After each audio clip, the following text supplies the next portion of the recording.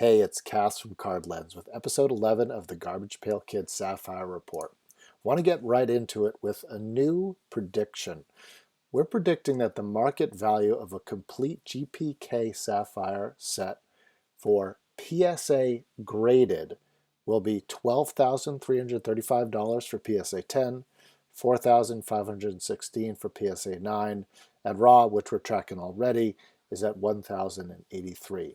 How did we get to those numbers? Well, the good news is there's been a lot of sales of graded cards on eBay in the last week or two. If you scroll down here in particular, you'll see a lot of base cards, PSA 9 and PSA 10, that have sold on eBay.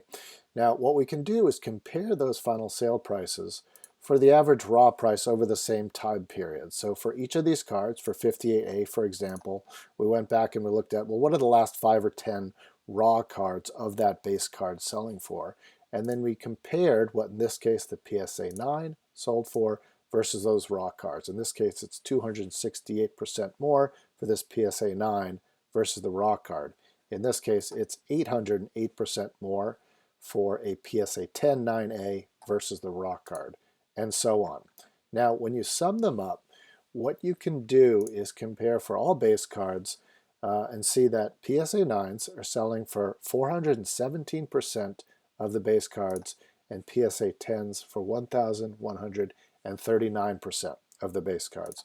We're also totaling up the parallels right here, which is similar for PSA 9. PSA 10 number, I think you can ignore for now. It's really just one value, to be truthful. But these have a pretty significant number in the data here, right? 33 total sales. So we can start to see a pattern and predict, well, what will the value of a total set be? So really what we did is we took the kind of base set data that we're tracking here, 1,083 has been the average sale price for base sets, and then we simply multiplied it by 417% for PSA 9, 1,139% for PSA 10, and that's how we've arrived at those numbers. Now, I actually think these numbers are probably going to go down over time. By the way, I should say this on every video, but I'm not a financial advisor. This is not financial advice. Please do your own research. But what we like to do is track data and present that data to you to make informed buying and selling decisions. Now, why do I think this price will go down? Well, number one, we've seen this pattern emerge in GPK Sapphire over time, which is that the first time something shows up on eBay, it typically sells for a much higher price and then goes down. We've seen that for the star cards like Atom Bomb, Nasty Nick, Eviletti, Blasted Billy. We've seen that for the boxes that sell, where it's very high and then it dips down pretty quickly and then it steadily kind of goes up over time. So because these are the initial sales on eBay, I think they might be higher than they will be in the future. Another thing to compare them against is kind of other similar cards that sell, on eBay in both raw form, PSA 9 and PSA 10. I actually did a lot of research online. It's very hard to find advice around, well, what percentage does a PSA 9 or PSA 10 typically sell for?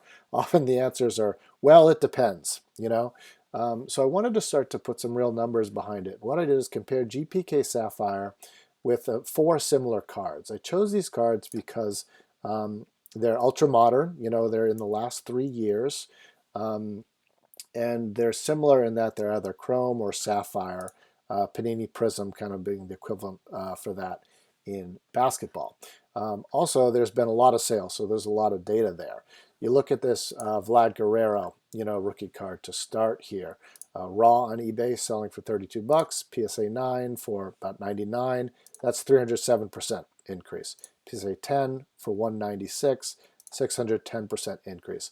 I also took data not only from eBay but from StarStock because they have good kind of raw data and PSA data here, and you see a similar pattern, 234 and 654%. Shane Bieber, rookie card, right? 359% for PSA 9, 1024 for PSA 10. So those are relatively similar to what we see with GPK Sapphire. A little bit less, but relatively similar. But then check this out. When you look at the Luka Doncic, rookie, and the Ronald Acuna rookie, PSA 9 only 100% and 124% of raw. PSA 10 only 281 and 385. Similar numbers when you look at the start stock. This really surprised me. And I think what's going on is there's just such a high volume of PSA 10 and PSA 9s that they quite simply are not, that rare, and they're not worth that much more accordingly than your average raw card for those two cards. I mean, look at this, 29,950 total grades. Graded cards in PSA for this one card, 16,000 of which are PSA 10, 11,000 of which are PSA 9. So if you buy a raw, you might be pretty well assured that it's going to be a 9 or a 10, and so those prices might be converging. Again, high volume here, 27,000 total cards that have been graded. When you look at the Bieber, when you look at the Guerrero, it's fewer, only 1,600 cards. And look, these numbers compare really favorably to GPK Sapphire. This is kind of in the middle, 5,700 cards graded, and these data are in the middle. So what might be emerging here is a pattern where for these ultra-modern cards, the initial cards fetch a very large premium for PSA and PSA 9, PSA 10. As more cards are graded, that premium continually reduces, where your PSA 10s are really only getting 2 to 3x. That's an initial impression, but this is something I really want to research more going forward. One other thing to note about all the cards that have been graded for GPK Sapphire, there's 164 total that have been graded by PSA, and look at this, 49% are PSA 10s, 45% PSA 9s. That surprised me as well. I personally have seen a lot of these cards. A lot of them are off center. A lot of them have chipping right out of the pack. So I think what's happening is people are being very selective and smart about which cards they send into PSA. In general, I think folks have learned a lot about what to grade. They're not just sending everything in.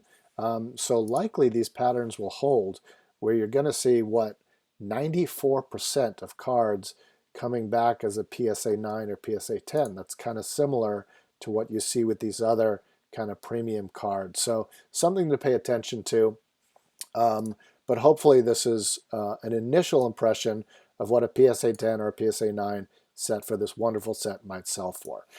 Final thing on the video is the OS1 card giveaway. So in the previous video, we shared that we're giving away a Weird Wendy and a Haggy Maggie.